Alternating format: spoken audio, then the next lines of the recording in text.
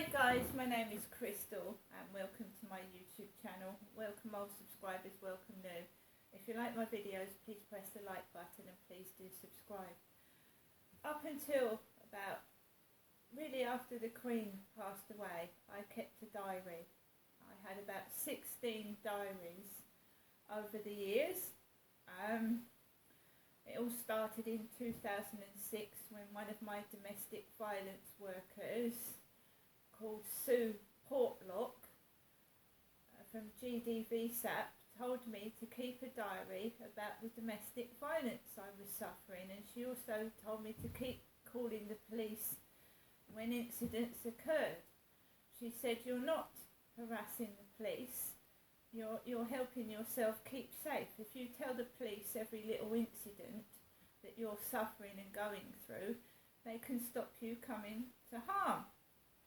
But unfortunately, the police haven't really done anything to protect me at all. I'm just coping with this, and it seems to be getting worse. It's got to the point where I've now been threatened with physical harm, and I'm getting afraid to leave my flat.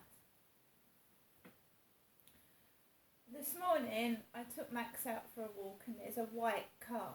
As you know, my son used to drive a white BMW. He's now sold it. He doesn't live at my flat.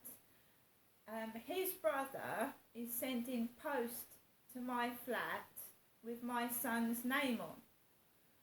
So my other son in Gloucestershire is sending post with my son's name on, my other son's name on, to my address, and he does not live with me. I live in this flat by myself. So I don't know where my other son is at the moment. I don't have an address for him, but he sold his white BMW. He sold it. He is not driving a car now. I don't live with my son in this flat. My son has never lived with me at this address. Right? So I get post for my son a couple of days ago, and I've got a Christmas card for him that was sent here from his brother up in Gloucestershire. So I've got 2 items of post for my son when he comes to see me and we finally get to have a coffee after a month. So I'm getting post for my son, right? And I'm keeping it on the table for when he finally comes down and he can have his mail. I go out this morning, parked opposite on a road is a white car with the number plate None. N-U-N. Alexa, what is a nun?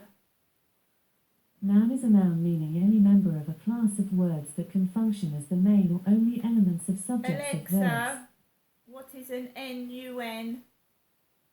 The noun, nun, can have a few meanings. 1. A woman member of a religious order, especially one bound by vows of poverty, chastity, and obedience. 2. Any of various birds, especially a domestic variety of pigeon. 3. The 14th letter of the Hebrew alphabet. 4. The consonant sound represented by this letter. So the first meaning of nun is a woman married to a religious order, which means she marries God. She's married to God. And she doesn't have sex. She's married to God, so she doesn't have sex. So a nun is a woman that doesn't have sex. She dedicates her life to Jesus Christ, God and the church. Right? That's what a nun is, the first meaning. Right? So I've got none staring at me in the face, as if I'm not being tortured already by people outside thinking it's funny to eat in front of me, laugh and join in with the bullying. You know, yes, a person, my dad called himself a monk. The male version of a nun is a monk. My mother stopped having sex with my father 20 years ago. So before my dad died, my mum and dad were not engaging in sex. They weren't having a sexual relationship. And he said his life wasn't worth living. He was living like a monk and he'd be better off dead. have not engaged in sex for years.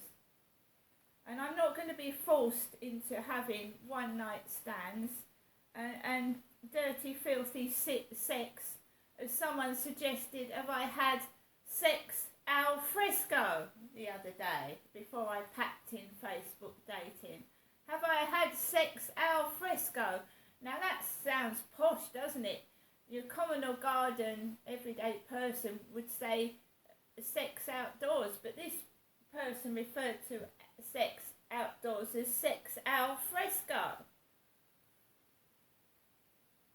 Trying to coerce me into doing filthy things, depriving me of food, depriving me of money, depriving me of company.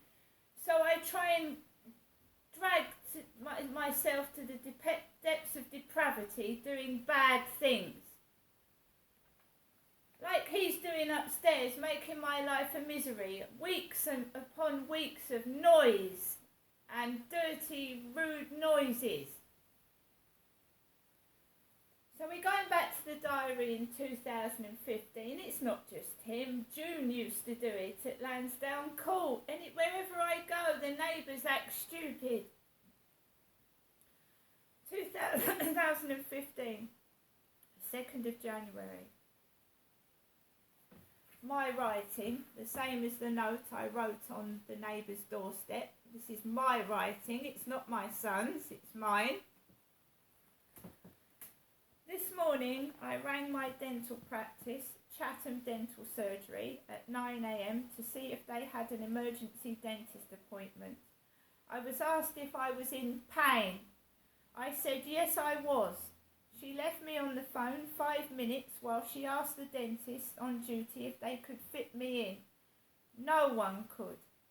Oh my God, I've got Mid-Kent College on Monday and I'll have to ring the dentist next week now and bear the pain over the weekend. I wasn't given any advice on how to deal with the pain. I wasn't given an alternative number. I was just left in agony. I am now plugging the hole up with cotton wool. Life goes on if you're in pain or not, and I had to go out to get an Inner Medway bus pass because the job centres forced me onto a course in extreme agony, and I need to eat, however hard it is. This was before I got attacked and I could wear earphones, because in this same year, in 2015, I was assaulted and suffered damage to my head, ears, nose and jaw, etc. So earphones on, I walked across New Road where the man with the elephant Sainsbury's bag, who looks like Mr. Potato Head, was ahead of me. He was called Francis. I managed to make it to the NatWest Bank, withdrew cash inside the bank, walked to the bus station where the shop had an extremely long queue, and remember I talked over the phone that I was in immense agony, so I had to wait in a really, really long queue in pain. Walked inside the Pentagon Centre, wet floor signs out with Sir on in yellow. A boy kicked one over in front of me and went into the 99p store for mackerel fillets for my cat, milk, and I got a princess mirror. I went back to the bus stop and waited in another long queue. Eventually, with a lot of patience, I got served by a nice man who was polite and helpful, which is very rare and far between these days. I left there and came home to my flat at Lansdowne Court, where I spend my time by myself. So I began to tidy up my tiny flat. I cleaned the toilet and the sink in immense pain, the bathroom floor to take my mind off it. I cleaned Charlie, my rat's cage, and the hamsters, and I washed clothes in the washing machine. I saw my son and his girlfriend in Chatham High Street today. I ate a tuna and sweet corn sandwich and a curry and rice meal from the 99p store. So what's in store for this evening? Nothing. The usual. But I'm having a bath and listening to the radio. Sometimes it's horrible always doing stuff by yourself, but sometimes it's cool, so I'm learning to cope with it. Yes, I feel invisible, but I have myself, and that's the main thing.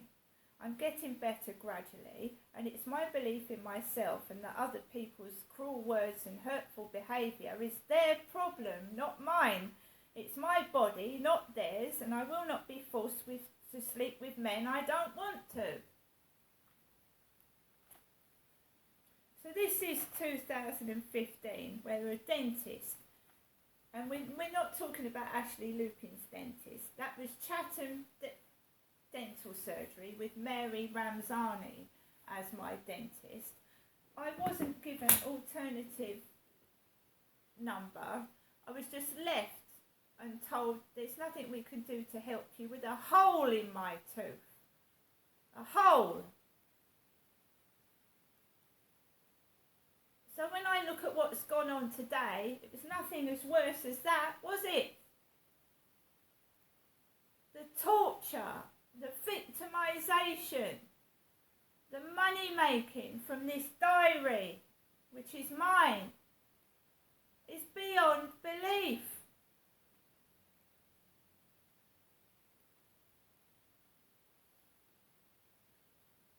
To let someone, a vulnerable woman, walk around with a hole in their tooth in extreme agony, and then people that have heard that phone conversation make sure the queue is as long as your arm, longer, going outside the door of a bank, to leaving me waiting in the freezing cold with a hole in my tooth.